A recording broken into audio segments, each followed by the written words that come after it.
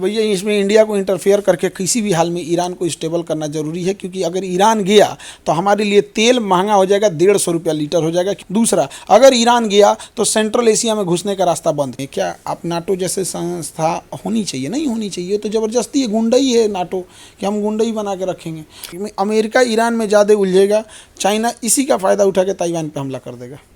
China को रोकना बहुत मुश्किल है, नो डाउट। चाइना के लोग इस चीज़ को समझ चुके हैं। हमारे यहाँ लोग फेंकते हैं नीरज चोपड़ा से तेज आगे बहसबाजी में, जिसका कोई हद नहीं। चाइना के लोग रियलिस्टिक रहते हैं। पैसा बहुत मायने रखता है युद्ध में। युद्ध पैसे पे ही लड़ा जाता है। एक तोप का गोला 45 से 40 लाख का आएगा, 300 करोड़ की एक मिसाइल आएगी, उसकी इकोनॉमी तबाह हो गई है। और हम लोग ज़्यादा ईरान के फेवर में जाएंगे तो उधर से इजराइल नाराज़ होगा, इधर से सऊदी अरब भी नाराज़ हो जाएगा। अमेरिका करना चाहेगा तो कर देगा, कोई नहीं बचा सकता है। और ये हम लोग गलतफहमी में है, हम लोग गलतफहमी में है कि अमेरिका चढ़ा रहा है, हमला कर रहा है। इसके पीछे सबसे बड़ा सऊदी अरब है। और इधर गाजा जो मारा गया है तो इसमें अरब का वैल्यू डाउन हुआ है और ईरान का वर्चस्व एक नए लीडर के रूप में उभरा है। उधर तुर्की एक नए लीडर के रूप में उभरा है का वर्चस्व की। अरब हमेशा सऊदी से कंट्रोल होना चाहिए, ये गड़बड़ हो रहा है। किम जोंग उल चीन का पपेट है। चीन वही नीति अपनाता है जो अमेरिका अपनाता है। अरब देश की मजबूरी है अमेरिका का गुण गाना, वरना एक फोन जाएगा अमेरिका से इजराइल को, इजराइल कौन नक्शा किधर हथिया लेगा पता नहीं। मेरे साथ खान सर हैं और आप सब जानते हैं, और शायद ही देश का कोई मीडिया हाउस हो जहां इनका इंटरव्यू नहीं चला है। आज नेशनल दस्तक पर भी खान सर हैं। थैंक यू, आप समय दिए, शुक्रिया। और मतलब कैसे सफ़र की शुरुआत हुई? आज तो आप सबको जानता है, ये सफ़र कहाँ से शुरू हुआ? देखिए, इसका कोई नहीं जान रहा होता है। हम आपको जब पहली बार हम आपसे बात किए थे तो आपको एक बात बोले थे कि आप पीठ पर बैग टांग के जब पत्रकारिता कर रहे थे, हम उस समय भी आपको जान रहे थे। तो शायद आपको ना पता होता, लेकिन हम आपको उस समय भी जान रहे थे जब आप एक शुरुआती दौर में थे। आज से 5-7 साल पहले की बात है ये, 2014। हाँ, उस समय तक की। तो जब आप किसी चीज़ को कर रहे होते तो आपको भी नहीं पता होगा कि आप पत्रकारिता में आज दबे कुचले पिछड़ों की आप इतनी बड़ी आवाज़ बन जाएंगे। यदि हम आप ही से पूछें आज से 10 साल पहले की जर्नी, तो आपको नहीं पता होता। तो हम लोग को भी नहीं पता था। अगेन, हम लोग का तो उद्देश्य है कि जो दबे कुचले हैं, जो उनके पास आज भी शिक्षा नहीं है।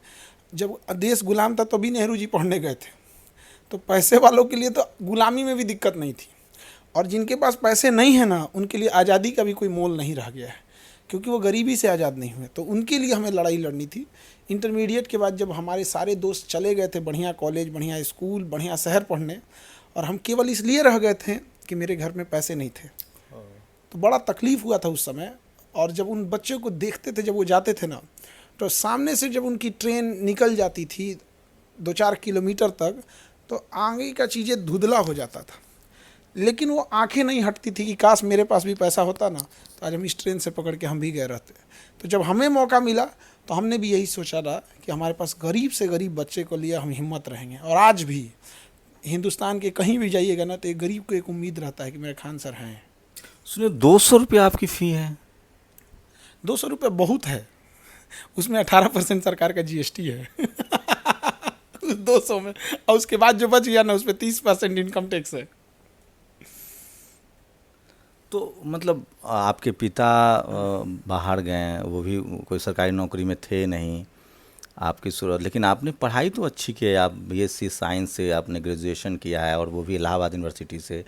आपने MBA भी किया है, तो हायर एजुकेशन में थे। कुछ बड़ा सोचते, ये ट्यूशन पढ़ाना है, गरीब बच्चों को पढ़ाना है, ये जेहन में कैसे आया? देखिए, अमूमन हम ज़्यादा चर्चा नहीं करते हैं कि कहाँ से पढ़े और कितना पढ़े हैं। एक्चुअल इससे क्या होता है ना, कि बच्चों के दिमाग में एक बैठ जाता है कि ये आदमी वहाँ से पढ़ा ना, जिससे कोई IIT से बोल दिया कि हम IIT से इंजीनियरिंग की है, तो दिमाग में बैठ जाता है कि आदमी बहुत अच्छा है। ज़रूरी नहीं कि कोई IIT से पढ़ा है तो इस बात का तो ठीक है कि वो बहुत ज़्यादा जानता होगा, लेकिन ज़रूरी नहीं कि IIT से पढ़ा है ना तो डिलीवर भी अच्छा कर पाए। कई ऐसे विद्वान को देखिएगा ना, जो बहुत विद्वान होते हैं एकदम, लेकिन वो डिलीवर उतना अच्छा नहीं कर पाते हैं। लेकिन कुछ लोगों को देखिएगा ना कि मतलब बहुत ज़्यादा पढ़े नहीं हैं, ग्रेजुएट हैं, पोस्ट ग्रेजुएट हैं, बट जब वो डिलीवर करते हैं ना तो पूरा का पूरा डिलीवर कर देते हैं। तो हम लोग के सामने जो हम लोग के शिक्षक थे ना, जो पढ़ाते थे, तो ऐसा नहीं था कि वो अज्ञानी थे, बहुत ज्ञानी थे, और उनका ज्ञान ही हम लोग के लिए विनाश का कारण बनता था। उनको बुझे भी नहीं करता था कि भैया हम लोग ज्ञानी नहीं है, भैया आप ज्ञानी हैं। तो हमारे पास जब कोई विद्यार्थी बैठता है तो हम एकदम उनको एकदम जीरो मान के चलते हैं कि ये बच्चे को कुछ नहीं आता है, इवन कि माइनस में है, लेकिन उसके बाद भी उसको हमारे क्लास ख़त्म होने के बाद कोई बच्चा ये नहीं कह सकता है कि मतलब हमको समझ में नहीं है। एक बच्चा कह रहा था, सर अब हम अपने भैंसियों को लाएंगे। हम क्या हुआ? तो कहा, सर हम पढ़ लिए ना तो भैंसियों पढ़ लेगी, गारंटी है। उसका जॉब हो गया है। आप मतलब मजाक किया अंदाज सोचिए उसको कि अगर हम पढ़ सकते हैं तो मेरी भैंसियों पढ़ सकती। क्यों? क्योंकि दबे कुचले लोग को शुरू से शिक्षा में वो बोरा बिछा के पढ़े हैं, टूटी फूटी स्कूलों में पढ़े हैं, महीने में 10 दिन मास्टर आएंगे, 20 दिन गायब रहेंगे। माँ बाप भी उस लेवल में नहीं पढ़े थे जो बच्चों को पूछ सके, घर पे ना ट्यूशन था। उनका मनोबल, बैकग्राउंड, उनका इनिशियल पढ़ाई इतना पीछे छूट जाता था कि यहाँ आने के बाद वो अपने आप को बड़ा कमज़ोर महसूस कर रहे थे। उनके लिए हमको पढ़ाना था। ये बस यही क्या है अगला टारगेट क्या है? मुझे लगता है अगर लाख में कहें तो लाखों बच्चे आपके यहाँ से आके, और एक नौकरी, अदद नौकरी लोअर मिडिल क्लास के लिए बड़ा सपना होता है। घर पे छत, शादी हो जाएगी, समाज में सम्मान मिल जाएगा। मान के चले 2-3 लाख बच्चे की ज़िंदगी बदल गई होगी आपके यहाँ से। उससे ज़्यादा बदल गई होगी, उससे ज़्यादा। अच्छा, कोई राज्य में नहीं होगा जहाँ नहीं होगा। चाहे अभी लक्षद्वीप में एक जगह है मिनिकाय, वहाँ एक बच्चा पोस्टेड है, वहाँ आदमी नहीं रहता है। नेवी के कंट्रोल में रहता है, नेवी में पोस्टेड है, कह रहा है कि सर हमको अभी और पढ़ना है, हमको किताब भिजवा दीजिए यहाँ पर। तो वहाँ तक पहुँच गए हैं लोग। उद्देश्य है कि 20 करोड़ तक बच्चों को पढ़ाना है, 20 करोड़ लोगों को शिक्षा देना है, और उन 20 करोड़ से कहना है कि बस आप 2-2 को लोग की जिम्मेदारी ले लीजिएगा। मेरा उद्देश्य पूरा हो गया। उसके बाद हमें फिर क्लास लेनी है किसानों के उत्थान के लिए। किसान जब तक नहीं बनेंगे, उनको वही पुरानी पद्धति, वही सब कुछ किया जा रहा है ना। उनके साथ ज़मीन तो बढ़ नहीं रही है, प्रोडक्टिविटी भी नहीं बढ़ रही है उनके साथ। मतलब आप मैट्रिक करके आइए, 10+2 करके आइए, ग्रेजुएशन करके आइए, आपके यहाँ आ गए तो नौकरी आपके मिल जाएगी। मतलब आप उस लायक हो जाएंगे कि नौकरी की एग्ज़ाम क्लियर कर लें। कोई विद्यार्थी यहाँ पढ़ने के बाद ये नहीं कह सकता है कि हमें समझ में नहीं आया, ये नहीं कह सकता है कि सिलेबस नहीं ख़त्म हुआ, ये नहीं कह सकता है जो पढ़ाए थे वो एग्ज़ाम में नहीं आया। वो खुद अपने आप को सर झुका के कहता है कि सर तो पढ़े किए थे, हम चकाचौंध में बिजी हो गए थे। अच्छा, हम लोग ग्रुप डी का एग्ज़ाम दिए हैं, आप भी दिए होंगे कभी? अब हम लोग एनडीए का दिए थे। हमको शुरू से डिफेंस में जाना था, तो एनडीए दिए। जब रिजल्ट हुआ तो बड़ी खुश हुए थे लोग। इंटरव्यू गए लोग, उसमें भी बहुत ज़बरदस्त हुआ कि अब तो अधिकारी बन जाएंगे, डबल स्टार लगेगा, लेफ्टिनेंट कहलाएंगे, लेकिन मेडिकल आउट हो गए। तो समाज क्या है ना कि वो ये नहीं देखता है कि आप मेहनत करके रिटेन निकाले थे, आप मेहनत करके इंटरव्यू निकाले थे। बदकिस्मती कहिए जो मेडिकल में छट गए, तो लोग एक ही नज़र से नाप देते हैं कि नहीं ना हुआ। गांव के आदमी कहते थे इतना कौन चीज पढ़ावत तो हमरा के कि कोने में छटला बड़ा, एक के बार बोला ना कि नहीं खे भइल, क्या कहिएगा, हाँ नहीं खे भइल जाए। फिर लाखों बच्चों की मतलब मदद नहीं हो पाती। अब जो भी कहिए, अब हमारे पढ़ाए हुए बच्चे एनडीए में हैं यहाँ पे। अभी सीएपीएफ का रैंक 1 आए हुए हैं सीएपीएफ में, वहाँ पे बड़ा खुशी हुई हम लोग को, रैंक 1 ले आना। अभी एक बच्चा था नीरज, कितना साल एज होगा उसका, 20 और 21 के बीच का था। वो एयरफोर्स में पायलट हो गया। हमसे कह रहा है कि सर सिलेक्शन तो दिला दीजिए, एक काम और कर दिए। हम कहे क्या? सर हमको ना सुखोई जहाज़ दिला दीजिए। हम कहे भैया इज वेरी इनोसेंट। हाँ, बड़ा हम कहे भैया ये मेरे हाथ में नहीं है, तुमको राफेल मिलेगा, मिराज मिलेगा, सुखोई मिलेगा, ये तुम्हारा एयरफोर्स का स्क्वाड्रन डिसाइड करेगा। हम क्या करें? कहा सर नौकरियाँ तो दिला दिए, बस हमको सुखोई मिल जाए सर, एकदम प्रेम करते हैं हम सुखोई जहाज़। तो आपके बच्चे अब एनडीए में भी गए? हर जगह होंगे। ऐसा कोई यूपीएससी भी क्वालिफाई कर चुके हैं। डिपार्टमेंट नहीं होगा जहाँ नहीं होंगे, कोई ऐसा डिपार्टमेंट। 10 साल की जर्नी में रेलवे हो से लेके इसरो तक में देख लीजिए, हर जगह मिलेंगे। आज इतना मतलब बहुत। इसरो में कैसे?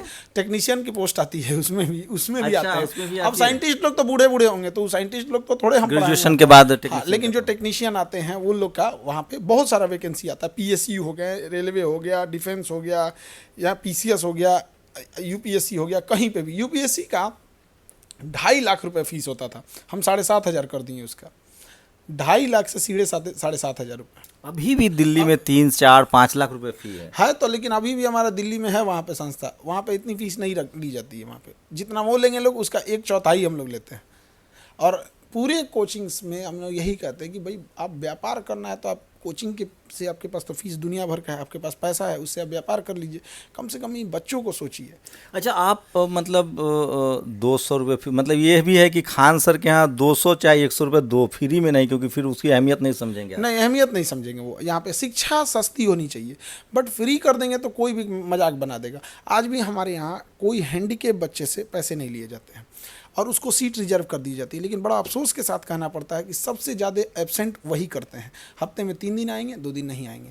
किसी दिन मन किया तो आ जाए, क्योंकि उन्हें पता है कि उनकी सीट रिजर्व है, उनको पैसा नहीं लगना है, उनको कुछ नहीं लगना है। उसके बाद वो समझ में नहीं आएगा तो चुपचाप बैठे रहेंगे, फिर कभी 2 महीना गायब, कभी ऐसे गायब। तो ये चीज़ हमने देखा है कि जो नहीं, लेकिन मैं तो देखता हूँ आप चाहे साइंस हो या फिर नए इकोनॉमिक्स पढ़ा रहे होते हैं, बैंकिंग सेक्टर बता रहे होते हैं, अब तो आप मिसाइल्स भी बता रहे होते हैं, एटम बम बना रहे होते हैं, न्यूक्लियर फ्यूजन बता रहे होते हैं। मैं कई बार लगता है कि मुझे कभी मतलब अणु परमाणु ये सब समझ में नहीं आता था, लेकिन आप जिस भाषा में जिस साधारण तरीके से बताते हैं, आप तो एक एंकर को जीडीपी बता रहे थे, इन्फ्लेशन बता रहे थे, वो वीडियो देखा मैंने और मैं सचमुच में खुश हूँ कि आप जिस लहजे में पढ़ाते हैं, इन्फ्लेशन समझाना, जीडीपी समझाना, ये तो हम लोग ग्रेजुएशन किए, पत्रकार बने, तब चीज़ें गंभीरता समझ में आई। आप मैट्रिक 10+2 ग्रेजुएशन के बच्चों को बता दे रहे हैं एकदम इस तरह से। कितनी तैयारी अपने लिए कितना पढ़ना पड़ता है इसके लिए, या आप प्रैक्टिस हो गई है? जब स्टार्टिंग का टाइम था तो बहुत पढ़ना पड़ता था। मतलब हमको लगता है कि मतलब कुछ ज़रूरत से ज़्यादा स्ट्रेस हो जाता था ना, तो अजीब टाइप का होने लगता था। कभी कभी लगता था माइंड एकदम शॉक हो गया, सब कुछ खाली हो गया। लेकिन धीरे धीरे पढ़ने की आदत हो गया। जब स्टार्टिंग किए थे शुरुआत में, तो कई बार क्या होता था ना कि अगर 1 घंटा से ज़्यादा का क्लास हो गया, 2 घंटा से ज़्यादा का क्लास हो गया, तो लगता था कि बाप रे बाप, एक बार में तो इतने याद था। क्योंकि जो अब घर से पढ़ के गए हैं, जो देखे हैं कि हम इतना पढ़ा पाएंगे, और किसी दिन क्लास लंबा हो गया तो खिंचा नहीं पाता था। और अभी पढ़ाते पढ़ाते तो इतना आदत हो गया है कि नींद में कोई उठा के बोलेगा तो आदमी पढ़ा देगा। लेकिन करेंट अफेयर्स आपका बहुत मजबूत है, जो रोज़ की हैपनिंग हो रही है ग्लोबली, चाहे वो कॉन्फ्लिक्ट हो, वॉर हो, आप सब अपडेट रहते हैं। क्या मोबाइल देखते रहते हैं, ये कैसे कर रहे हैं? क्योंकि आपका मैंने शेड्यूल देखा, 7 बजे से लेकर 12 बजे तक पढ़ा रहे हैं, 12 से 2 आपका लंच टाइम है, फिर 2 से 7 पढ़ा रहे हैं तमाम। उसके बाद वीकेंड में फ्राइडे संडे आपका बहुत ट्रैवल है, तो ये अपडेट कैसे रखते हैं? वही सोशल मीडिया से आदत हो जाता है। दूसरा क्या है ना कि देखिए, जो वो चीज़ें होती हैं, क्या है कि जैसे करंट इवेंट हो गया या इंटरनेशनल रिलेशन हो गया, ये अगर आप पहले से जान रहे हैं तो इंटरेस्ट आ जाता है।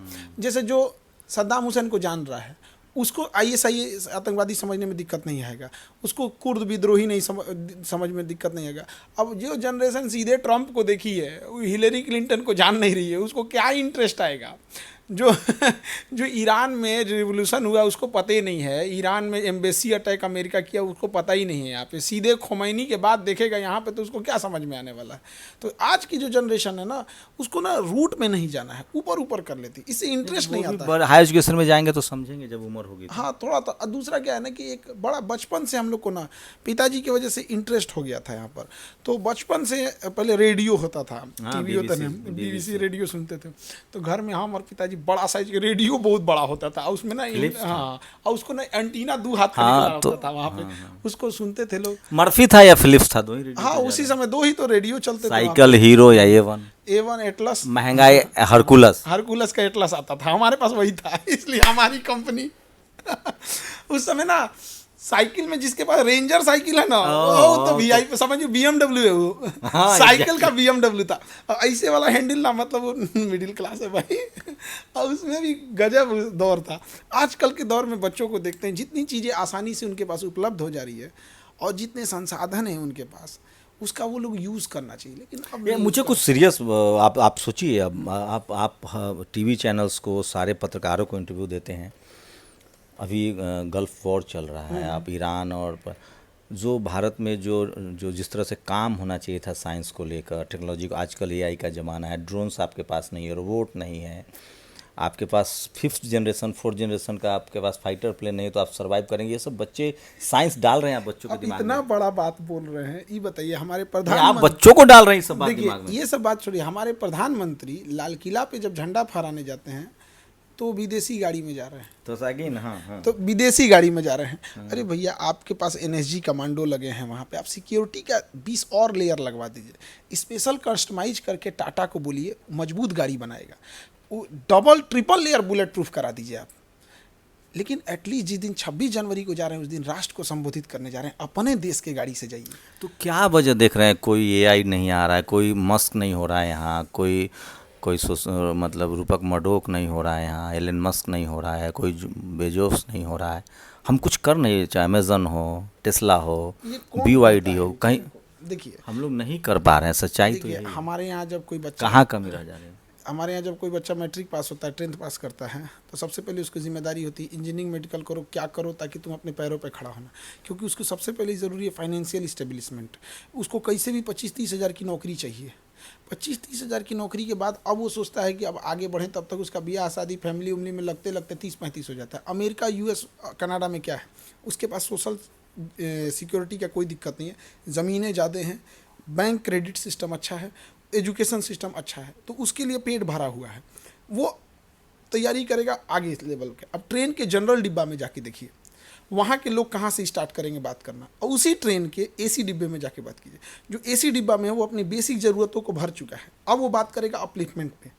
और जो जनरल डिब्बा में आपने बैठा के रखा है वो अभी बेसिक ज़रूरतों को भी नहीं पूरा किया है। तो मेरा वही सवाल है खान सर, आप जो 10-90% लोग हैं जिनके पास फर्स्ट जनरेशन स्कूल कॉलेज जा रहे हैं, उनसे नहीं उम्मीद कर सकते। जो 10% लोग हैं जो IIT, IIM, ऑक्सफोर्ड, कैम्ब्रिज जा रहे हैं, जो IIT में बैठे हुए हैं, उनके यहाँ से भी कोई इन्वेंशन नहीं निकल रहा है, कोई मस्क नहीं निकल रहा है। एजुकेशन सिस्टम हम लोग का ऐसा है ना, बस सिलेबस पूरा करिए काम खत्म। अभी के टाइम पे सबसे खराबी एजुकेशन सिस्टम में क्या आया गया है, कोई बच्चा को देखिए 80%, 85%, 90% परसेंटेज का मतलब हो गया जिसे लग रहा है खिलवाड़ है ये। इससे क्या है ना कि बच्चे के अंदर फॉल्स स्टेमिना आ गई है। वो 90% लायक नहीं है, बट स्कोरिंग सिस्टम ऐसा आ गया है, वो 90% दिख रहा है। अब किसी के अंदर क्षमता नहीं है मैराथन दौड़ने की, और उतार दिए आप उसको मैराथन का सर्टिफिकेट थमा दिए हैं, तो जिस दिन दौड़ेगा तो ख़त्म होगा। तो एक एजुकेशन सिस्टम, और एक टाइम पे देखिए हम लोग, टाइम था आज से 20 साल पहले, देखिएगा फर्स्ट डिवीज़न लाना एक चैलेंज होता था। आज आप देखिएगा ज़्यादातर को फर्स्ट डिवीज़न ले आ रहा है। एजुकेशन में प्रैक्टिबिलिटी की कमी जा रही है, स्किल की कमी होती जा रही है, और जब भी कोई जगह एक डेवलप होता है ना तो वहाँ इनोवेशन होता है। मैं फिर वही आ रहा हूँ, एक बार और आपसे सवाल कर रहा हूँ। जो ये सब उनके लिए मैं मान लेता हूँ जो फर्स्ट जनरेशन है, मैं कह रहा हूँ जो 3-3, 4 जनरेशन से UPSC क्वालिफाइड हैं, IIT में है, IIM में है, उनके यहाँ से भी कोई बच्चा इस तरह के नहीं निकल रहा है। कोई सुंदर पिचाई, सत्या नडेला नहीं निकल रहा है जो भारत में इस तरह से कोई नया इन्वेंशन करे, सर्विस सेक्टर में बड़ा चेंज करे। देखिए ऐसा नहीं है कि हमारे यहाँ निकल नहीं रहे हैं, हमारे यहाँ भी विप्रो है, हमारे यहाँ भी TCS है, ये चीज़ें हैं, बट अकॉर्डिंग टू जनसंख्या जो है ना, जो उसका रेशियो देखेंगे वो बहुत कम है, बहुत ज़्यादा कम है। दूसरा, इकोसिस्टम हम लोगों ने नहीं दिया। हमारे यहाँ अमीर को दुश्मन समझा जाता है। अगर कोई गलती से अमीर हो गया ना, या बड़ा कैपिटलिस्ट हो गया, तो उसके पीछे लोग पड़ जाएंगे। लेकिन अगर वही फॉरेन में देखेंगे, वहाँ ऐसा नहीं है, वहाँ कैपिटलिज्म बहुत ज़्यादा है। लेकिन भारत के कैपिटलिस्ट वही हल्दी, धनिया, नमक बेच रहे हैं, या अमेरिका से या चाइना से माल खरीद के यहाँ 100 में खरीदेंगे, 200 में बेच रहे हैं। वो इन्वेस्ट नहीं कर रहे न्यू रिसर्च पर। वो लोग का R&D उनको लिए लगता है ना, रिसर्च एंड डेवलपमेंट फालतू का पैसा है, उनको ये लगता है। उनको लगता है कि किसी भी चीज़ को हम असेंबली लाइन बैठाएं और एक एडवर्टाइजमेंट। उनके लिए दो खर्च है, असेंबली लाइन करें, कहीं गांव से उठा लें। अब जैसे जोमेटो का है, कहीं से छोला, कहीं से भटूरा, कहीं से चटनी उठा के ढकेल दी आपकी दुआरी। मैं इसलिए सवाल पूछ रहा हूँ चूँकि आप मैं आपके सारे इंटरव्यू सुनता रहता हूँ, हो सकता है मैं देख रहा हूँ कि यहाँ जैसे तमाम कंपनियाँ हैं, एक भी मैन्युफैक्चरिंग नहीं है। मैन्युफैक्चरिंग में भी असेंबल है, इनका अपना कोई थिंक टैंक नहीं है, कोई नया इन्वेंशन नहीं है। यहाँ तक कि हम गीजर लगा रहे हैं, AC लगा रहे हैं, सारा मैन्युफैक्चरिंग जर्मनी का है, टेक्नोलॉजी भी जर्मनी या चाइना या अमेरिका का है। हम सिर्फ खरीदार बन गए हैं। तो आप चूँकि बहुत सोचते बहुत हैं, ग्लोबली आपका एजुकेशन पर काम है, तो हमारा कॉरपोरेट बिल्कुल पुश्तैनी धंधे में है, नए चीज़ों के लिए तैयार नहीं है। ना फाइनेंशियल रिस्क भी नहीं लेते हैं, उसका एक रीज़न भी है। हमारे लिए ना फाइनेंशियल कौन खड़ा होता है। सपोज कीजिए आपके पास कोई आइडिया है, आप उसका जब प्रोटोटाइप बनाइएगा, तो ज़रूरी नहीं कि वो प्रोटोटाइप एकदम फाइन बने। आपके अपनी पूंजी से वो प्रोटोटाइप का पैसा खत्म हो जाएगा। आप किसी चीज़ का इनोवेशन करने जाइएगा तो जितना आपकी पूंजी है ना, वो खर्चा हो जाएगा उसी में। अब बैंक आपको लोन नहीं देंगे, जो चल रहा है उसको देंगे। एक टाइम था, इलॉन मस्क की कंपनी बैंकरप्ट हो रही थी, उसे बैंक लोन ने दिया, फिर उसका एक प्रोजेक्ट सक्सेस हुआ, तब जाके आज दुनिया का सबसे रईस इंसानों में गिना जाता है। हमारे यहाँ ऐसा कोई नहीं करेगा। तो हम लोग के यहाँ ये जो फाइनेंशियल रिस्क जो है वो बड़ा कम है। दूसरा, NPA रेशियो बढ़ते जा रहा है, और कई ऐसे लोग हैं लोन को ना इनकम समझ के बैठे हुए हैं। हैं, तो थोड़ा इधर से भी ऐसा भी गलती है है। कि सब लोग को मौका नहीं मिल रहा है, कुछ सिलेक्टेड लोग, जैसे बम्बैया फिल्में फ्लॉप हो रही है, दक्षिण भारत की फिल्में हिट हो रही है क्योंकि वहाँ नए लोग आ रहे हैं, नई कहानियाँ हैं। जैसे टीचर्स बहुत थे, लेकिन एक खान सर आते हैं ग्रास रूट से, उनकी भाषा अलग है, उनका तरीका अलग है, जिससे लोग कनेक्ट करता है। कहीं ना कहीं लगता है कि ग्रास रूट लोगों को, जैसे अब आपको तीरंदाज चाहिए तो आपको आदिवासियों को लाना पड़ेगा, आपको ओलंपिक में मेडल चाहिए तो जो रोहतक से खेत में मजदूर हैं उनके बच्चे को लाना पड़ेगा। कहीं ना कहीं जो डिस्क्रिमिनेशन है, कास्ट बेस्ड डिस्क्रिमिनेशन, सबके लिए जो इक्वल अपॉर्चुनिटी नहीं है, कॉलेज यूनिवर्सिटी में कोई चला भी गया तो आपको ड्रॉप आउट होना है, आपको ह्यूमिलिएट करता है, ये सब वजह बहुत लगती है। बेसिक अंतर है। जैसे मान के चलिए आपने ओलंपिक की बात की, किसी को शूटिंग करना है, उसको लाइसेंस देने में 2 साल लगा देगा। अब कोई बच्चा शूटिंग में ठीक है, 19 साल के एज में अब जाएगा अपना लाइसेंस ले आने के लिए, उसका 23 साल से पहले लाइसेंस नहीं होगा, 2-2.5 साल लगा दिया, वहाँ हो गया। यहाँ पे कोई बच्चा अगर जिसके यहाँ नदी नहीं है, तालाब नहीं है, उसके यहाँ ऐसा कोई व्यवस्था नहीं है कि तैराकी सीख सके यहाँ। तो स्कूलों में जिम्नास्टिक और ये सब चीज़ की कोई व्यवस्था नहीं है। हमारे यहाँ ये सब चीज़ें बहुत गड़बड़ हो गई हैं। उसका एक रीज़न भी है, कैपिटल नहीं है, पूंजी नहीं है, कहाँ ले आइएगा। पहले सरकारी स्कूल के सबसे ज़्यादा बिलेनियर आपके देश में, पॉपुलेशन के हिसाब से देखिए, सबसे ज़्यादा टैक्स वही दे रहे हैं यहाँ पे। तो जो बच्चे जो गांव लेवल पे हैं, जो सरकारी स्कूल में पढ़ रहे हैं, उनको बिलीनियर से क्या है। देहात में कहावत कहा जाता है, बेल पाके तो कौआ के का, फुटबे ना तो करें। फुटबे ना करेगा उससे। अब कोई बिलीनियर बन के अब जाके लंदन शिफ्ट हो जाए तो उसमें हम लोग को क्या मिलेगा, कितने बिलीनियर छोड़ संतुष्टि दिए। है आपको कि आप उन लोगों को कम से कम सरकारी, एक आदर्श सरकारी नौकरी दिलवा पा रहे हैं, एक सोशल चेंज भी इसको आप समझ सकते हैं? देखिए, जिसके घर कुछ नहीं है उसके घर एक 30-40 हज़ार की नौकरी आ जाएगी, उसके लिए बहुत है। एक यहाँ लड़की पढ़ती थी, 2021 की बात बता रहे हैं, उसके घर में मतलब उसके पिताजी किसी दूसरे की दुकान पे, कपड़े की दुकान पे वो वर्कर थे, वो दिखाते रहते थे। तो उसका भी जॉब हो गया यहाँ पे, उसको 90,000 के आसपास सैलरी आया।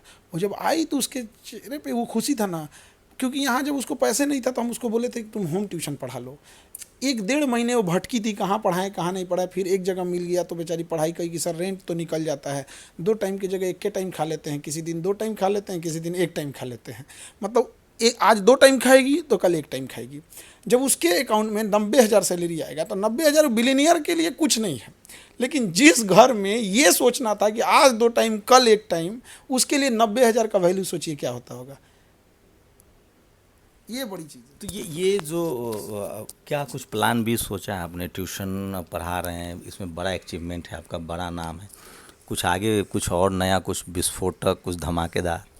इन्हीं लोग को आगे और बढ़ाना है। दूसरा क्या है, वर्टिकल्स में जैसे क्या है कि जो बच्चों का सिलेबस कंप्लीट हो गया है, अब उनके लिए वैकेंसीज लेट हैं या किसी कारणवश 1-1.5 साल लेट हो रहा है, तो अब पैरेलल उनको कुछ स्किल हम लोग सिखाएंगे जिससे कि वो अपने पैरों पे थोड़ा बहुत खड़े हो सके।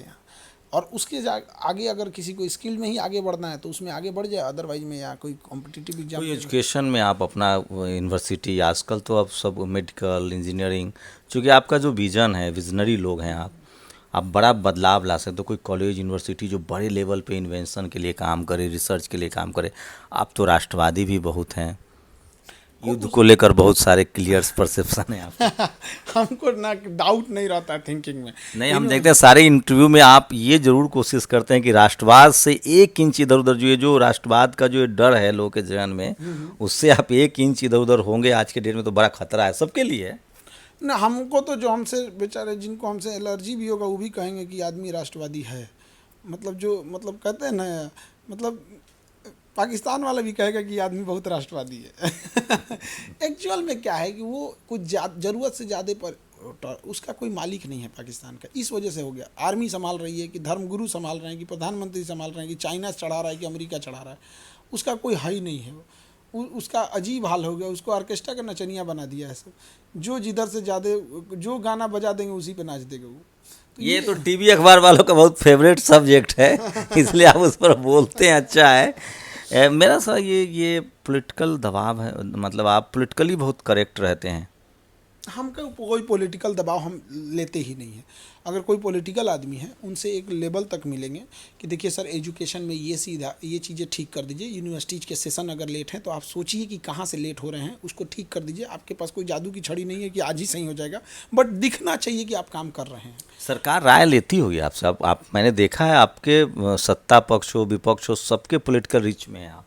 जानने के लिए तो हम लोग सबको जानते हैं, लेकिन ऐसा कोई ये नहीं कि हम लोग कोई पॉलिटिकल उसमें हैं, लेकिन हाँ जहाँ तक सोशल रिफॉर्म के लिए तो आप उससे राय लेते ही होंगे। अब देखिए, राय लेना और इसको इम्प्लीमेंट करना दोनों अलग चीज़ होता है। तो इन दोनों की चीज़ों में, अब जैसे भारत में देखिएगा आप, जो सेक्रेटरीट सिस्टम है, कोई मछली विभाग में है, उसको उठा के भेज देंगे मुर्गी विभाग में, कौन मुर्गी मुँगा देगा वहाँ जाके? मुर्गी समझा कि नहीं समझा, उसको शिक्षा विभाग में उठा ले आएंगे।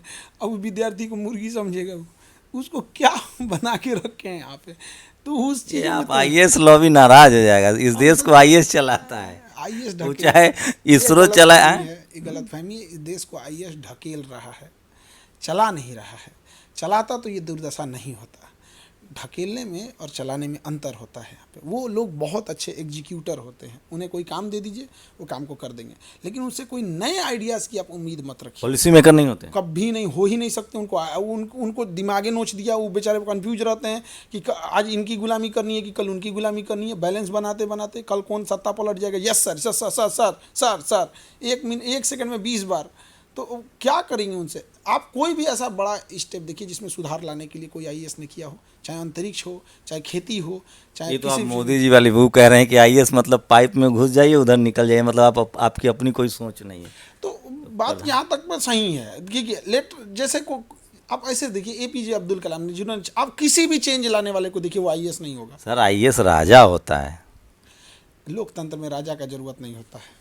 अच्छा, आप पत्रकारों को जब इंटरव्यू देते हैं तो मैं देखता हूँ पत्रकार लोग बहुत सारा विज्ञान को मानता नहीं है, जो लोग अभी पत्रकारिता में हैं। ऊपर से आप जो जाके उनको वो सवाल कुछ और पूछना चाहते हैं।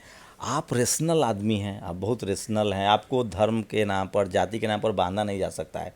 फैक्चुअल हैं, विज्ञान के बारे में आपको पता है, इकोनॉमी पता है, साइंस पता है, इंटरनेशनल रिलेशनशिप पता है। वो लोग बहुत अनकम्फर्टेबल हो जाते हैं और फिर तो कैसे मैनेज करते हैं फिर? वो अनकंफर्टेबल हो जाए तो क्या मतलब है भैया? आप बुलाए हैं, अब ऐसा थोड़ी है कि आप अपना जुबान हमारे मुंह में रख के बुलवाइएगा, ये हम नहीं कर सकते हैं। हमारा एक अपना वो है कि आप जो सही है बोलेंगे, जो सही है बोलेंगे, चाहे लोग रूठ जाएं, उससे मतलब नहीं है हमको। सही है वो सही है। ऐसा होता भी है, बहुत लोग नाराज भी हो जाते हैं। और ये न्यूज़ चैनल पे बैठे 20 कन्याओं की बात बोल रहे हैं आप। नहीं, मैं ऐसा शब्द नहीं इस्तेमाल करूंगा। इसे एंटी वुमेन स्टेटमेंट नहीं, एंटी वुमेन क्या होता है? आप सारे वुमेन को, अब एक चीज़, एक आदमी हमसे कहते हैं सबको महिला का सम्मान करना चाहिए, तो क्या पुरुष का सम्मान नहीं करना चाहिए? जब दोनों का करना चाहिए, क्या सुपनेखा का भी सम्मान करें या माँ सीता का भी करें? ऐसा नहीं ना होगा।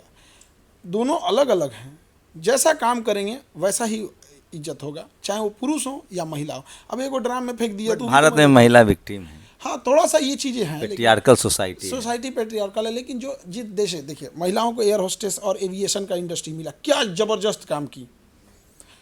हेल्थ इंडस्ट्री महिलाओं के कंधे पे मिला। नहीं, उनको मौका ही नहीं मिला। वो जहाँ भी रहेंगी, कहा जा रहा है कि महिला और पुरुष का अगर आप कंपेयर करें, नेचुरली जो उनका बनावट है, महिलाएं is very sensitive, very careful. तो ये पत्रकारिता में काहे नहीं कर रही हैं? सब डुबा दी सब।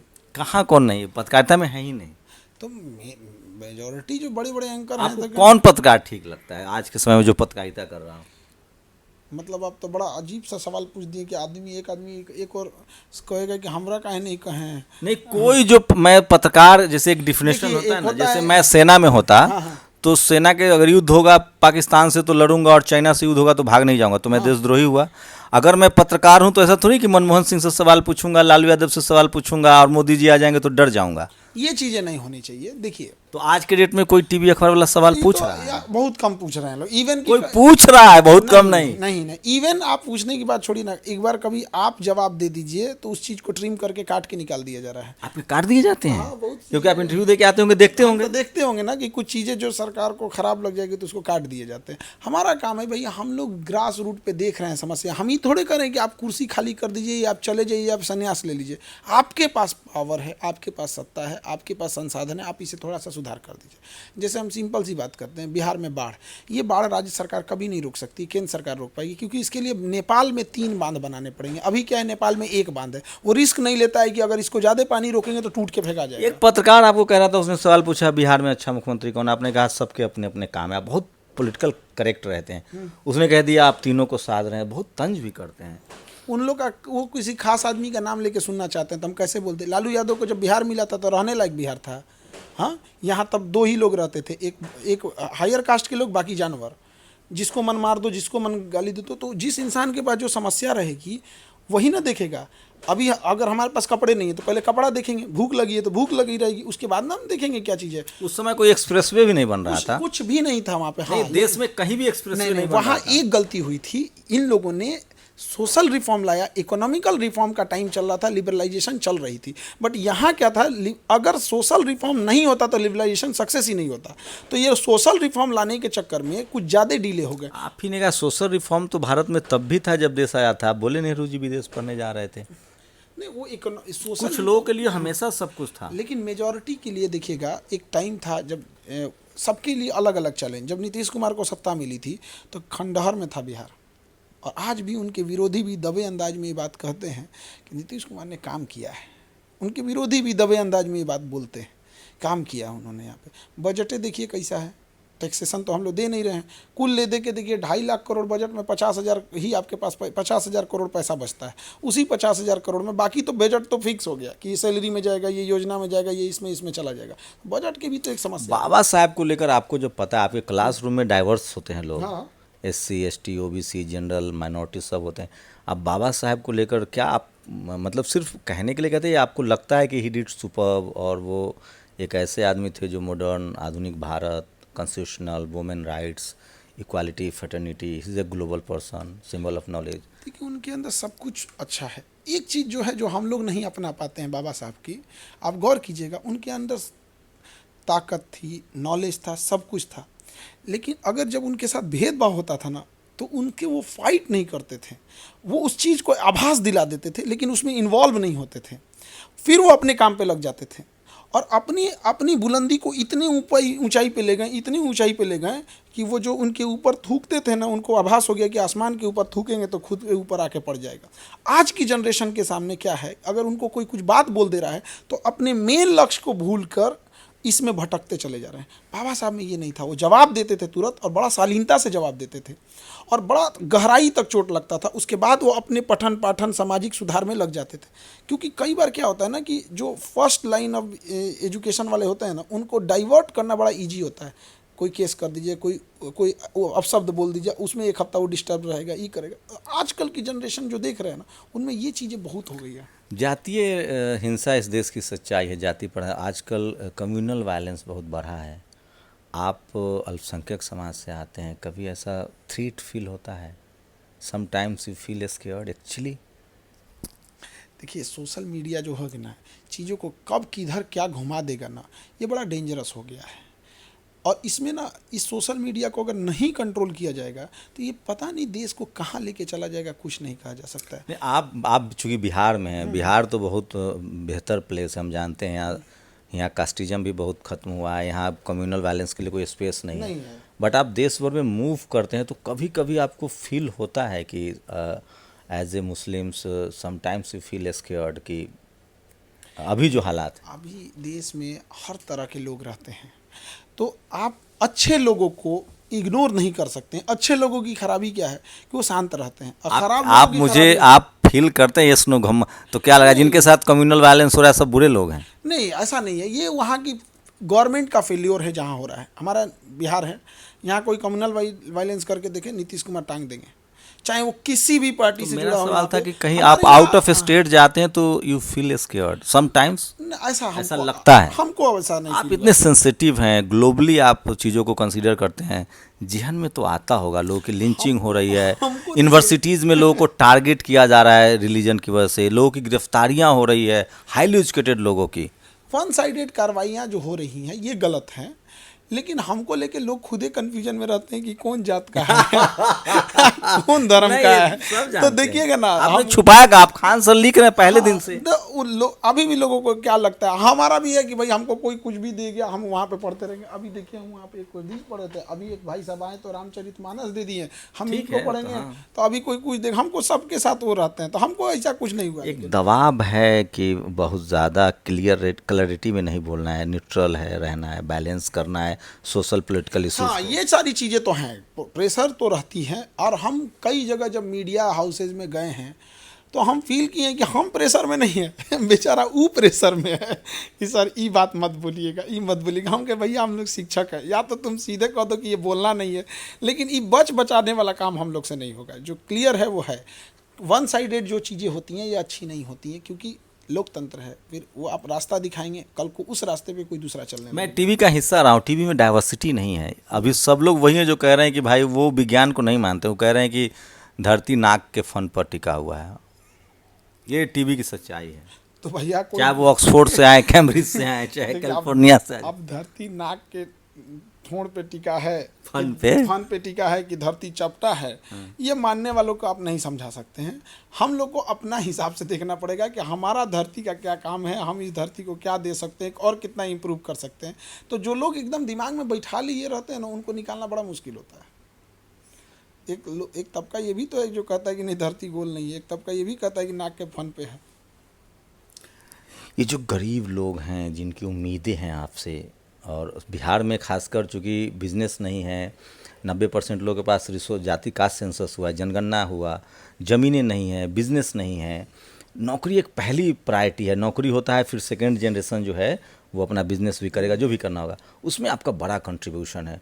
इतना दबाव भी महसूस होता होगा, लोग आपको एक मतलब इसे यू लाइक जस्ट एक भगवान की तरह आपको लोग पूछते हैं, मिलना चाहते हैं, पैर छूना चाहते हैं, तो कैसे हैंडल करते हैं इतना प्रेशर? देखिए, ये हम लोगों को लोग भले मिलना चाहते हैं, पैर छूते हैं, लेकिन एक्चुअल में क्या है कि भारत में जब आप देखिएगा जो गुरु शिष्य की परंपरा रही थी, वो वाली चीज़ों को है। आजकल को तो देखते हैं कि बिजनेस पहले तो अंगूठा काटा जाता था, बेंत से मारा जाता था, लतियाया जाता था जाति देखकर, गुरु शिष्य की परंपरा में। हम लोग भी इसी हिंदी पट्टी के हैं।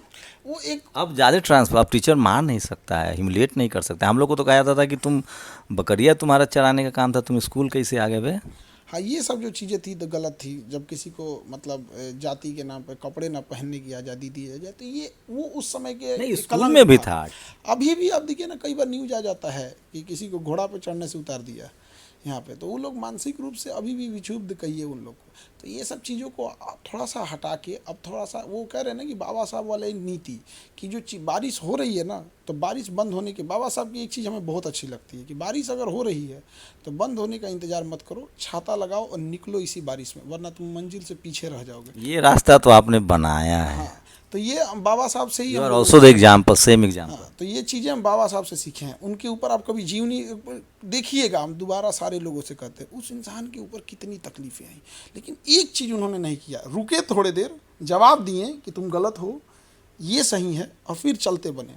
हमें रुक के अपनी मंजिल को नहीं रोकना है। समस्याएं आएंगी, पहले भी थी, अभी भी हैं, पहले ज़्यादा थी। अब सोशल मीडिया के ज़माने पे दबाव है सोशल मीडिया का, जो चीज़ें अब खुलकर उतने लेवल पे गंध जो मचा देते थे लोग और जो अपना वर्चस्व दिखाते थे, सोशल मीडिया की एक फ़ायदा ये हुआ कि अब चीज़ें हाईलाइट हो जाएंगी, अब कार्रवाई करना मजबूरी हो जाएगी, ट्रांसपेरेंसी आ जाएगी यहाँ पर। ये हुई है, लेकिन रुकना नहीं चाहिए किसी चीज़ों को।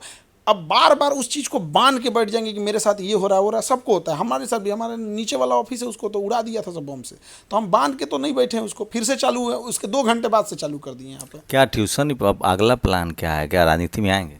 ये चीज़ें बड़ा फेवरेट होता है पत्रकार लोगों का, हर चीज़ को ले आके नहीं, राजनीति मतलब में। आना चाहिए। जो पॉलिसी मेकर लोग नहीं आएंगे, क्रिस्टल क्लियर विजन वाले लोग नहीं आएंगे, तो जिसको 1 कार करना है उसको 10 कार चाहिए, जो 1 किलो सोना पहन रहा है उसको 10 किलो सोना चाहिए, जिसको 10,000 करोड़ की संपत्ति वो 20,000 करोड़ के लिए पॉलिटिक्स में आ रहा है। कुछ विजनरी लोग तो आने ही चाहिए डेमोक्रेसी में। देखिए, इससे ज़्यादा ज़रूरी है कि जो लोग हैं ज़मीन पे वो पहचान सके कि विजनरी है या नहीं है। एक पढ़ा लिखा इंसान कतराने क्यों लगता है? आपको क्या लगता है 1-2 आदमी के आने से लोग सही हो जाएंगे? नहीं सही हो सकते हैं। गांव लेवल पे जब तक एक मुखिया से लेके प्रधान से लेके जब तक वहाँ से नहीं सही होगा, नहीं सही होता है। एक प्रधानमंत्री या मुख्यमंत्री चाहे तो चीज़ें बदल सकते हैं। आप तो PM CM मटेरियल हैं।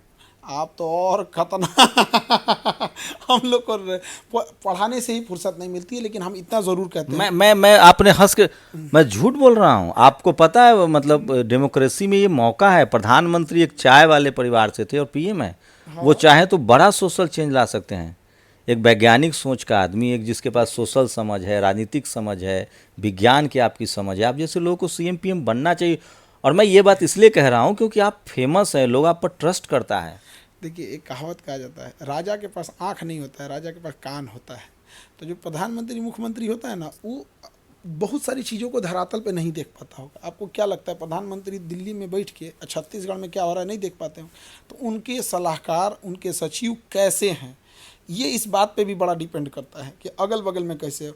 अब पता चला कुंभ में हुआ है घटना 75 गो का बताएगा 2 ठो का, अब वो तो जाके देखेंगे नहीं। बात समझ रहे हैं यहाँ पे? तो वो चीज़ें बड़ा मायने रखती है कि अगल बगल की जो कान भरने वाले लोग, अब यहाँ क्या हो जाता है, कुछ लोग होते हैं जो 2 तरह के लोग रखते हैं। आप क्लीन चिट दे रहे हैं, मतलब मुख्यमंत्री हैं आप, फीता आप काटेंगे, ट्रेन को झंडी आप दिखाएंगे, सारा मीठा मीठा गप करवा करवा थू, मतलब मरने वालों की संख्या नहीं गिन पाए लेकिन नहाने वालों की संख्या गिन लिए आप। चीज़ें तो पता चल ही जाती हैं ना, ऐसा तो नहीं है चीज़ें नहीं पता चल जाती, बट पब्लिक है। देखिए इंडिया में बहुत जल्दी लोग यहाँ पे भूलना जानते हैं। अभी विमान दुर्घटना हुआ ना, अभी सब लोग बात करेगा, आप यहीं रुकिएगा, उसका ब्लैक बॉक्स का रिपोर्ट आने से पहले लोग भूल के आगे बढ़ जाते हैं। ये पब्लिक को भी सोचना चाहिए कि रुकिए, आपकी समस्या मैं परसों आपका एक क्लिप देख रहा था, बताऊंगा, परसों मैं आपका क्लिप देख रहा था, आपने कहा कि आजकल के बच्चे मुखिया से नहीं लड़ सकते हैं। ऐसा लगता है कि खान सर जिस स्टेटस पर हैं, आप मुख्यमंत्री प्रधानमंत्री पर भी आराम से टीका टिप्पणी कर सकते हैं। इतना क्रेडिबिलिटी है, आपकी विश्वसनीयता है, इतने रेशनल है जहाँ आप। चीज़ें गलत होती हैं हम हमेशा बोल देते हैं। आप खुद से उठा के देखिएगा, जहाँ चीज़ें गलत हो रही हैं वहाँ हम बोल रहे हैं। हमारी एक, देखिए आप पत्रकार हैं, आपके लिए क्या है, चीज़ें खुली हैं, ये आपका पेशा है। हम एक शिक्षक हैं, हमारे लिए चीज़ें होती हैं। लोग क्या आता है ना, उनको हम एक शिक्षक हैं, हमें जो चीज़ें लगती है कि नहीं विद्यार्थी के लिए समस्या है या आगे जाके ये समस्या हो सकती है, हम वहीं बोल सकते हैं। हम एक शिक्षक के लिए क्या होता है ना, कई चीज़ें एक फ्रेम में हो जाती है। जहाँ तक आप बोल सकते हैं वहाँ तक शायद हमें आप उस चीज़ों को समझ सकते हैं। एक शिक्षक के लिए बाउंडेशन हो जाता है चीज़ों को बोलना यहाँ पे, क्योंकि मुख्य चीज़ तो हम लोग का पढ़ाना है कि लेकिन पठन समझते बहुत महीन है आप सब कुछ, अब इशारों में कहते हैं। हाँ, समझदार लोग के लिए तो इशारा ही काफ़ी होता है। सबसे बढ़िया पत्रकार कौन लगता है आपको, क्योंकि आप सबसे ज़्यादा इंटरव्यू देते हैं? कोई मीडिया हाउस के नोएडा वाला दफ्तर नहीं बचा होगा? ज़्यादातर लोग से, अब हमको खुद ही याद नहीं है कि कितने लोगों को इंटरव्यू दिए होंगे और क्या है, लेकिन हाँ यही है कि पत्रकार वही अच्छा जो अगर मोदी जी से सवाल पूछता है तो मनमोहन सिंह में भी कमियां उसे दिखनी चाहिए। अगर मनमोहन सिंह में कमियां दिख रही हैं तो मोदी जी की भी कमियां दिखनी चाहिए। ऐसा नहीं होना चाहिए कि आपको केवल अगर वाजपेयी जी की बहादुरी दिखती है तो इंदिरा गांधी की भी दिखनी चाहिए। क्या कर पढ़ाई, आप ऐसे प्रोफेशन में हैं जो किसी देश को सबसे ज़्यादा आज के समय में मजबूत बना सकता है, वो एजुकेशन, साइंस, विज्ञान, इसके अलावा कोई दूसरा ऑप्शन नहीं है। चीन गवाह है हमारे सामने, वो कैसे डेवलप किया। क्या मैसेज देंगे लोग, चूँकि आपको लोग ग्लोबली सुनते हैं, खासकर जो स्टूडेंट है उसको? ये जो चीज़ें हैं ना कि पढ़ाई बहुत कुछ चेंज कर देगा ना, ये चीज़ें बहुत ज़्यादा नहीं है। देखिए एजुकेशन एंड स्किल दोनों अलग चीज़ हैं। चाइना ने कहा कि एजुकेशन वाले अपना एजुकेशन लेते रहिए, स्किल वालों में टांग मत लड़ाइएगा। हमारे देश में क्या है ना कि पढ़ लिख लिया ना तो अपने आप को सुपर ह्यूमन समझ ले रहा है, ऐसा नहीं है। आप अभी भी समझिए, पढ़ाई हर समस्या का समाधान नहीं है। आप गांव में मिलिएगा, अनपढ़ लोगों से मिलिएगा, कितने अच्छे संस्कार में मिलेंगे, आपका दिल खुश हो जाएगा। और हम आपको पीएचडी किए हुए प्रोफेसर और टीचरों से मिला देंगे ना कि आप 5 मिनट बाद उनके पास बैठना नहीं चाहिएगा। तो पढ़ाई सारी समस्याओं का समाधान नहीं है। चीन ने इस चीज़ को 1960 में पहचान लिया था और हमारे यहाँ वो लगता है पढ़ाई एक बेसिक चीज़ है जो आपको आंकड़े, क्या चीज़ें हो रही हैं, क्या अच्छा है क्या ख़राब है, फ्यूचर में क्या अच्छा हो सकता है, कारण इसको सोचने समझने का आपको सलाहियत दे देता है। लेकिन चाइना ने कहा कि स्किल्ड पे ध्यान दो, ओवरऑल स्किल्ड पे। अगर स्किल्ड रखेंगे तो आपका बिजनेस होगा, बिजनेस से पैसे आएंगे, अगर पैसे आने लगे तो आप अच्छे 5 तो फाइनेंस का सलाहकार रख लेना, तो टेक्नीशियन का रख लेना। तो चाइना का क्लियर कट है, वो भाषणबाजी नहीं करता, वो अभी भी कहता है स्किल पे ध्यान दो। उसके यहाँ स्किल में इंग्लिश बाधा आ रही थी, उसने कहा कि सुनो स्किल ध्यान दो, बिजनेस चल रहा हो एक ट्रांसलेटर रख लेना। उसके यहाँ देखिएगा राष्ट्रपति के ट्रांसलेटर होता है, वहाँ बिजनेस ऑन करने वाला देखिएगा बहुत बड़ा करोड़ों का बिजनेस है, लेकिन ये नहीं है कि पीएचडी कैले है। उसके बाद चार्टर्ड अकाउंटेंट रख लेगा, मार्केटिंग का एनालिसिस करने वाला रख लेगा। तो एजुकेशन को हम लोगों ने थोप दिया हर चीज़ के ऊपर, हर चीज़ के ऊपर थोप दिया। स्किल को आज भी हमारे यहाँ वैल्यू नहीं दिया जा रहा है। स्किल चाहिए। कमाएंगे कैसे? एजुकेशन आपको समझ देता है, कमाने के लिए कुछ ना कुछ तो चाहिए होता है। हम लोग कैसे बन सकते हैं विकसित राष्ट्र, और क्या जो प्रधानमंत्री कह रहे हैं 47 कह रहे हैं 50, 47 में कहियो विकसित नहीं होगा भारत। क्या करना चाहिए? अभी देखिए लंबा टारगेट नहीं करना चाहिए। सबसे बड़ी चीज़ क्या है कि जो लोग अमीर हैं उनके लिए देश में भी चीज़ें हैं, उनके लिए बढ़िया, अगर वो डोनेशन दे के कहीं जाके पढ़ना चाहते हैं तो भी पढ़ सकते हैं, वो विदेश में भी पढ़ सकते हैं, तो उनके लिए टेंशन छोड़ दीजिए यहाँ पे। बट जो रूट लेवल के लोग हैं, अगर आप उनको एजुकेशन का एक लेवल तक ले जाके स्किल सिखा के अगर उनको बिजनेस नहीं सिखा पाएंगे, तो जो 10% लोग अच्छे निकल चुके हैं उनके टैक्स के पैसा से आप रिसर्च नहीं कर पाएंगे, उसके टैक्स के पैसा से आप देश को आगे नहीं बढ़ा पाएंगे, बल्कि उन्हीं के पैसवा से इनको 5 किलो भात बांटते रह जाएंगे। आप सोचिए कि अगर किसी को, आप सोचिए अगर कोई डॉक्टर है और उसके बेटा को अगर टेटनस का इंजेक्शन लगाना है, वो लाइन में लगल रहे, तो लोग मजाक उड़ेंगे ना, अरे भैया तू डॉक्टर है, तुम्हारे बेटा को इंजेक्शन लगाना है, तुम लाइन में लगल है। और देश में क्या हो रहा है, किसान को 5 किलो अनाज के लिए लाइन में लग रहे हैं। दुर्दशा सोचिए, जो उगाया है ना वो खुदे लाइन में लगल है। आस्था और अंधविश्वास में बारीक महीन जो थी वो खत्म हो रहा है, इस वजह से लोगों को आस्था के नाम पर अंधविश्वास में धकेला जा रहा है। कभी ये चीज़ें ख़त्म पूरी तरह नहीं होंगी, क्योंकि जो लोग अभी भी आंख बंद करके भरोसा रखते हैं उनकी संख्या बड़ी तेज़ी से बढ़ती है, और जो लोग थोड़ा सा साइंटिफिक हो गए उनकी संख्या धीमे बढ़ती है। दूसरी, जो ये अकलोल बकलोल हैं सब ना, ये बोलता बड़ी ज़्यादा है समाज में, और जो समझदार इंसान है वो चुपचाप लग जाता है। और ये कहा भी जाता है कि पृथ्वी को राक्षसों से ज़्यादा नहीं बल्कि महात्माओं के मौन धारण ने क्षति पहुंचा दिया। तो जो अच्छे लोग हैं ना वो बोलबे नहीं अभी तो सारे जो आप इतने फेमस हैं, आप सारे मुद्दों पर अगर आप एक लाइन लेना शुरू करें कि जैसे नोम चोम्स्की अमेरिका में लेते हैं हर लाइन पर, देखिए तो आप तो पत्रकार हैं, आप हमेशा बोल सकते हैं। हम एक शिक्षक हैं, हमको पढ़ाने से फुर्सत मिलेगा तो भी बोल सकते हैं। हमारा एक मुख्य दायित्व हम एक शिक्षक का है, हमारा मुख्य दायित्व वो नहीं है जो आज मतलब जो मेन स्ट्रीम ये ईरान और इजराइल के कॉन्फ्लिक्ट को कैसे देख रहे हैं? भैया इसमें इंडिया को इंटरफेयर करके किसी भी हाल में ईरान को स्टेबल करना जरूरी है, क्योंकि अगर ईरान गया तो हमारे लिए तेल महंगा हो जाएगा, 150 रुपया लीटर हो जाएगा, क्योंकि ईरान को ही बीच में बैलेंस करके हम लोग सऊदी अरब से नेगोशिएट करते थे कि भैया तुम्हारा तेल सस्ता, तुम्हारा तेल महंगा। दूसरा, अगर ईरान गया तो सेंट्रल एशिया में घुसने का रास्ता बंद, क्योंकि हम पाकिस्तान की ओर से नहीं जा सकते हैं। तैयारी तो वही है, अमेरिका ने लगभग 600 फाइटर प्लेन डिप्लॉय किया, 2-3 दिन का मामला है, ईरान पर बमबारी करेंगे वो। आज ट्रंप ने कह भी दिया है कि अब मुद्दा ख़त्म करेंगे।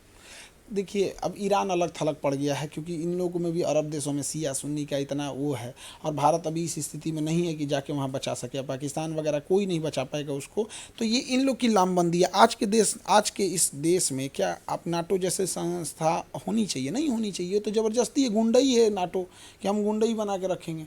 रूस और चाइना ले सकता है इनिशिएटिव, उस तरह से खुल के आएगा जैसे अमेरिका तो नहीं। अगर अमेरिका ईरान में ज़्यादा उलझेगा, चाइना इसी का फ़ायदा उठा के ताइवान पे हमला कर देगा।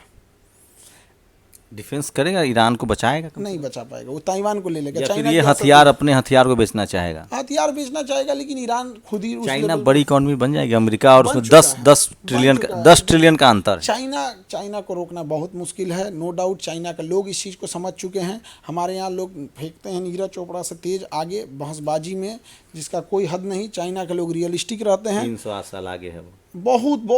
अब उसकी कल्पना क्या कर सकते हैं? हमारे यहाँ एक दिन के रक्षाबंधन का राखी भेज देता है, एक ही दिन रक्षाबंधन मनाया जाता है। सोचिए उनके बिजनेसमैन, उनके मार्केटिंग और कहाँ तक होगा यहाँ पे। तो हमारे यहाँ ना लोग चल रहा है तो चलते देते हैं यहाँ पे, जैसे समोसा में भर के बेच रहे हैं, वही समोसा चल रहा है तो चल रहा है। यहाँ पे इनोवेशन हम लोग यहाँ नहीं करते हैं। हमारे यहाँ टॉर्च था तो ऐसे ऐंठ के जलाइए, फिर वो घिस जाता था तो बंद हो जाता था। चाइना ने टॉर्च लाया, सोलर से भी चार्ज हो जाएगा, इलेक्ट्रिक से भी चार्ज हो जाएगा, चार्जर का तारों अलग से नहीं रखना है, उसी में प्लग दे दिया, उसी में खोल दिया। पब्लिक को कितना सहूलियत हो रहा है, ये चाइना ध्यान देता है। हमारे यहाँ नहीं होता ये सब चीज़। भारत पाकिस्तान में जो कुछ हुआ, भारतीय सेना को क्या लगता है आपको मजबूत करने के लिए क्या करने की जरूरत है? सेना की संख्या देखिए, अग्निवीर आपका फेवरेट सब्जेक्ट है, अग्निवीर जैसी जो चीज़ें हैं, ये सेना के लिए, मनोबल के लिए अच्छी बात नहीं है। दूसरा, आप समझिए ध्यान से, हम लोग हर जगह ध्यान देते हैं। हम लोग हेल्थ में बहुत काम किए हैं। आज भी दुनिया भर से देश के अच्छे खासे लोग हमारे यहाँ हेल्थ सिस्टम को देखते हैं। भले अलग बात है कि हम दवाइयाँ अच्छा नहीं बना पाते हैं, जेनरिके में रह गए। हम लोग ने इंजीनियरिंग पे ध्यान दिया, सोशल जस्टिस पे भी बहुत हद तक काम किया। हम लोग ने बहुत जगह पे काम किया। लेकिन पाकिस्तान ने केवल एक जगह काम किया, हम चांद तक पहुँच गए, वो कश्मीर में घुसने में लगा हुआ है।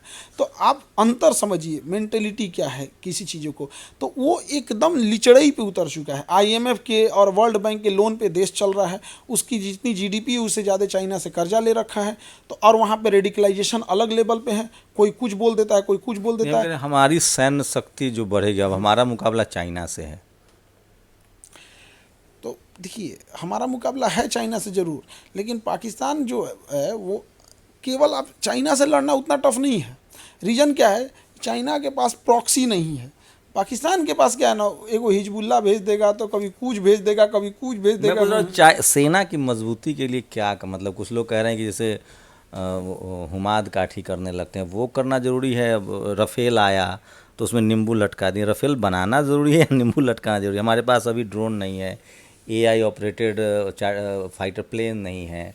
बिल्कुल आप कहें तो हम अभी भी मतलब दुनिया में 6 जनरेशन फाइटर प्लेन बन रहे हैं, हम अभी भी उसको खरीदने की स्थिति, खरीदना चाह रहे हैं। क्या टेक्नोलॉजी पर ध्यान, चूँकि प्रधानमंत्री भी आपके बड़े मुरीद हैं? हम लोग ने इस पे ध्यान ही नहीं दिए शुरू से। हम लोग ने मिसाइल टेक्नोलॉजी पे ध्यान दिया, एविएशन पे ध्यान नहीं दिए। इसलिए देखिएगा दुनिया के जो टॉप मिसाइल होंगे ना वो हमारे पास है, लेकिन एविएशन की जब बात आएगी, ड्रोन, हवाई जहाज, फाइटर प्लेन हो या पैसेंजर प्लेन, इस पे ध्यान ही नहीं दिए। यही वजह है कि जो रिसर्च एंड डेवलपमेंट होना चाहिए था वो नहीं हो पाया। और हमारे पास अभी भी मौका है किसी से पार्टनरशिप करके, जैसे जापान से पार्टनरशिप कर ले, जर्मनी से पार्टनरशिप करके, या फिर अमेरिका से तो पार्टनरशिप कर नहीं सकते, इनकी दुश्मनी है, ठीक है, दोस्ती से ज़्यादा खतरनाक इन सब का होता है। तो ये कब किधर पलट जाएंगे कोई ठीक नहीं होता है। तो हमें पार्टनरशिप करके और उस टेक्नोलॉजी को लेकर रहना चाहिए। ईरान जो कि अगर आप मिडिल ईस्ट की बात करें, अरब लीग की बात करें, तो ईरान टेक्निकली सबसे साउंड कंट्री है। बट क्या पैसा वो से बहुत कमज़ोर है। पैसा बहुत मायने रखता है युद्ध में। युद्ध पैसे पे ही लड़ा जाता है। एक तोप का गोला 45 से 40 लाख का आएगा, 300 करोड़ की एक मिसाइल आएगी, उसकी इकोनॉमी तबाह हो गई है। और हम लोग ज़्यादा ईरान के फेवर में जाएंगे तो उधर से इजराइल नाराज़ होगा, इधर से सऊदी अरब भी नाराज़ हो जाएगा। तो इंटरनेशनल रिलेशन में ना बड़ा फूक फूक के कदम रखना पड़ता है। मान ले कि जो सीरिया की हालत हुई है वो ईरान की हालत हुई है। अमेरिका करना चाहेगा तो कर देगा, कोई नहीं बचा सकता है। और ये हम लोग गलतफहमी में है, हम लोग गलतफहमी में है कि अमेरिका चढ़ा रहा है, हमला कर रहा है। इसके पीछे सबसे बड़ा सऊदी अरब है। सऊदी अरब उसका क्या स्वार्थ है? वर्चस्व कि हम मुस्लिम लीडर के क्या हो जाए, रहनुमा हो जाए। और इधर गाजा जो मारा गया है तो इसमें अरब का वैल्यू डाउन हुआ है और ईरान का वर्चस्व एक नए लीडर के रूप में उभरा है। उधर तुर्की एक नए लीडर के रूप में उभरा है। तो ये सब चीज़ें जो है ना, अरब का वर्चस्व की, अरब हमेशा सऊदी से कंट्रोल होना चाहिए, ये गड़बड़ हो रहा है। और सऊदी अरब का एक कोई स्टेटमेंट आया नहीं? प्रिंस क्राउन ने कहा है कि हम ईरान को हारते हुए नहीं देखना चाहते हैं। हरा रहे हैं, यही तो बात वही हो गया। हारते हुए नहीं देखना चाहते हैं तो सुन्नी का मैटर इतना बड़ा बहुत बड़ा हो गया। हारते हुए नहीं देखना चाहते हैं तो क्या किया आप? अपना एयर स्पेस दे दीजिए तब इसको आक्रमण करने के लिए। नहीं, लोगों ने तो वो रडार लगा रखा है। 2000 किलोमीटर दूरी है इजराइल और बीच में से ईरान intercept कर की, लेते और हैं। 7 जगह रडार लगा हाँ रखा है। बिल्कुल, और बीच में से इंटरसेप्ट कर लेते हैं और कह रहे हैं कि हम हारते हुए नहीं देखना चाहते। हमारे लिए बस एक ही स्वार्थ है, ईरान हार गया, हमारा पेट्रोल 150 रुपया लीटर चल जाएगा। आपको लगता है ग्लोबली मुस्लिम समाज को लेकर एक मतलब हेट्रेट पैदा करने की कोशिश की जा रही है यूरोप के द्वारा? खासकर अमेरिका, एलन मस्क बोल चुका है पब्लिकली, ट्रंप बार बार बोल चुके हैं। ये तो चीज़ें तो हैं यहाँ पर, और इन लोगों में भी खराबी है। अब बताइए, जो या तो ये सैनिक तानाशाह मिलेंगे या तो राजतंत्र मिलेगा। आज बताइए 21वीं सदी में राजा बन के घूम रहा है। आप खुद डेवलप भी किया है, मिडिल ईस्ट में डेवलप, ठीक है, आप ग्लोबल डेवलप सिटी भी बना, अब सिंगापुर नहीं डेवलप किया, लॉ एंड ऑर्डर भी है, सब कुछ है। अब राजा बन के घूम रहे हैं, ये बताइए। असैनिक तानाशाह बन के घूमेंगे, ये स्टेबल चीज़ें नहीं होती हैं। आप समझिए, आप चीनी रख दिए हैं और सोच रहे हैं चीटी ना आए, अनस्टेबिलिटी आएगी, चाहे राजतंत्र हो या सैनिक तानाशाह हो। स्टेबिलिटी तभी आ सकती है जब आपका डेमोक्रेटिक हो। तो जो यूरोप वाले हैं सब, देखिए 1980 पूरे मिडिल अरब को आप दोषी ठहरा रहे हैं। 1980 तक यूरोप स्टेबल नहीं था, नहीं स्टेबल था। नहीं क्यों? क्योंकि वहाँ कम्युनिस्ट हावी थे। जर्मनी की जब बर्लिन की दीवार टूटी, चेकोस्लाविया टूटा, पोलैंड गया, जब वो लोग 20 साल सेकेंड वर्ल्ड वॉर झेला। और 1980 के दशक तक जब सोवियत यूनियन बिखराव हुआ और ये यूक्रेन बने, जब ये लोकतंत्र हो गए, जब आप स्टेबल हो गए, तब ना आप चेंजिंग लाए यहाँ पर। ये क्या बोलेंगे अरब, चाइना, लेकिन चाइना तो आप देखिए एक लीडरशिप में एक पार्टी, मतलब लेफ्टिज्म के मामले में वो ठीक है, बट उसकी इकोनॉमी किस चीज़ पे है? कैपिटलिज्म। उसने अपवाद रखा है, वो डेमोक्रेटिक और कम्युनिज्म के बीच में से निकल रहा है वो। तो उसके पास देखिए कैपिटलिज्म कितना है। एक आखिर सर, नॉर्थ कोरिया ने, किम जोंग उन ने एक बहुत बड़ा मैसेज, क्योंकि हम लोग ह्यूमन नेचर से अगर देखें तो अमेरिका एक उपनिवेशवाद चाहता है, यूरोप चाहता है कि एशिया को हम कंट्रोल करें। ये लड़ाई एशिया को कंट्रोल करने की है, उसके लिए 55-60 देश जो अरब लीग है उसको कंट्रोल करना चाहता है वो। आपको ये जो कहा है किम जोंग उन ने कि हम अगर अमेरिका इसमें आता है तो हम इस अमेरिकी साम्राज्यवाद के खिलाफ लड़ेंगे, इससे क्या क्या साउथ ईस्ट एशिया जाएगा ईरान के साथ? किम जोंग उन थोड़ी बोला है ये बात, चीन ने उससे बुलवाया है। किम जोंग उल चीन का पपेट है। चीन वही नीति अपनाता है जो अमेरिका अपनाता है। अरब देश की मजबूरी है अमेरिका का गुण गाना, वरना एक फ़ोन जाएगा अमेरिका से इजराइल को, इजराइल कौन नक्शा किधर हथिया लेगा पता नहीं। अभी सीरिया के जो सैनिक तनाशाह थे, एक तो सीरिया को तबाह कर दिया, सीज फायर हो गया, फिर भी किसी किसी को फांसी दे रहा था, तो विद्रोही टैंक लेके घूमे ना तो भाग गया और तख्ता पलट हो गया। इजराइल देखा कि अरे तख्ता पलट हो गया, उसने घुस के गोलान हाइट कब्जा कर लिया। तो मौका तो यही दे रहे हैं।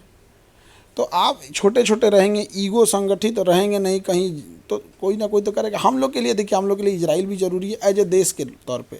इजराइल भी हम लोग को बहुत हेल्प करता है और ईरान भी हमारी जरूर। हमको क्या ज़रूरत है इन दोनों के बीच में पढ़ने के लिए? यहाँ पर भारत में जो, बस एक आखिरी सवाल, भारत में जो लोग कह रहे हैं कि गोबर से रेडिएशन रुक जाएगा, एक दिल्ली यूनिवर्सिटी की प्रोफेसर गोबर लिपवा रही थी, अंधविश्वास कर्मकांड बढ़ा है, विज्ञान पीछे छूट रहा है, आप एक टीचर भी हैं, क्या कोई देश इस तरह से अगर आगे बढ़ सकता है? अब ये तो किस बेसिस पे जब ये लोग बोल रहे हैं लोग कि रेडिएशन रुक जाएगा, क्या रुक जाएगा, ये सब चीज़ें अगर शिक्षा जगत से आती हैं तो देखिए पढ़े लिखे लोग इस चीज़ों को समझते हैं। लेकिन अभी भी जो संख्या है ना, जो प्रिंसिपल है दिल्ली यूनिवर्सिटी की, वो भी तो पढ़ी लिखी थी, वो गोबर लिप रही थी कि इससे टेम्परेचर डाउन होगा, और उनके कमरे में एसी लगा है। और इसके एक बड़ा तबका है जो इस बात को मानता है, और वो सब पीएचडी है, कोई कैम्ब्रिज, ऑक्सफोर्ड, कैलिफोर्निया से पढ़ के आया है। अब क्या कहेंगे, अब अंधविश्वास कहिए या जो कहिए, आस्था अंधविश्वास या जो कहिए, इस सब चीज़ों में अभी भी हम एक चीज़ हम यही कहते हैं, अम्बेडकर साहब का एक सिद्धांत कि चीज़ों को देखिए, जवाब दीजिए और अपने रास्ते पे आगे बढ़िए। इस पे रुक के अगर करेंगे तो उन लोग के, जब तक वो लोग को समझाए तक तो आप अपने रास्ते से भटक जाएंगे। खान सर की इस बात के लिए तारीफ़ करनी होगी, हम ऐसे ही चाहते थे बहुत सारी चीज़ें, क्योंकि ग्लोबली बहुत पढ़ाते हैं, मैं भी इनका ऑनलाइन वीडियोस देखता हूँ। मैं बस ये बताना चाह रहा था, ऐसे टीचर्स की ज़रूरत है। 200 रुपये में कौन पढ़ाता है? और आप अगर बीकर सेक्शन से हैं, गरीब परिवार से हैं, आप पहले परिवार से हैं जो स्कूल कॉलेज जा पाएँ, उनके लिए एक सरकारी नौकरी की क्या अहमियत होती है, ये वही लोग जानते हैं। खान सर उसमें लोगों की मदद कर रहे हैं, हौसला दे रहे हैं, पढ़ा भी रहे हैं, और उनको जिस तरह से इनिशिएट कर रहे हैं, जिस तरह से उनको अप्रिसिएट कर रहे हैं कि आप एक नौकरी तो ले ही सकते हैं। और कह रहे हैं, मेरे हिसाब से 5 लाख लोग, इन्होंने अंदाज़ा तो नहीं दिया, अगर 5 लाख लोग एक इंस्टीट्यूट से नौकरी पा ले रहे हैं तो इसके लिए आपको तारीफ़ करनी होगी, बड़ी बात है। और अब एक बड़ा चेहरा है, लोग इनको सुनते हैं। कुछ बातें हैं जिस पर बाद में बात होगी, कुछ मजबूरियां होती हैं, लेकिन जो काम कर रहे हैं वो एक देश निर्माण के लिए, समाज निर्माण के लिए सुलझे हुए आदमी हैं। सब कुछ पता है इनको, लेकिन कुछ मजबूरियां हैं। ऐसे लोग समय आने पर सही के साथ खड़े भी होते हैं। पूरी बातचीत पर आप लोग अपनी राय जरूर दीजिए। और आपके यहाँ भी कोई बच्चा है जो नौकरी करना चाहता है, सरकारी नौकरी की तैयारी कर रहा है, तो 200 रुपये में खान सर के क्लासेस जरूर लगवाइए, चाहे करंट अफेयर्स हो, सोशल साइंस हो, जनरल साइंस हो। और सबसे बड़ी बात जो मुझे प्रभावित करती है, इनके क्लासरूम में बच्चे बेहतर इंसान भी बन रहे हैं। पेट्रियार्कल के खिलाफ, इक्वालिटी के खिलाफ, इक्वालिटी के लिए, फ्रेटर्निटी के लिए लगातार बोलते रहते हैं। ऐसे टीचरों की ज़रूरत है जो कम से कम हर इशू पर बोले, वोकल हो। आप लोग अपनी राय जरूर दीजिए। शंभू कुमार सिंह, नेशनल दस्तक, पटना। नेशनल दस्तक की आपसे गुजारिश है कि अगर इसको बचाना चाहते हैं तो नेशनल दस्तक को सब्सक्राइब करने के लिए रेड कलर के सब्सक्राइब बटन को दबाएं, फिर बेल आइकन की घंटी दबाएं। नेशनल दस्तक को बचाने के लिए बहुत ज़रूरी है कि हर खबर को शेयर करें, लाइक करें, कमेंट जरूर करें।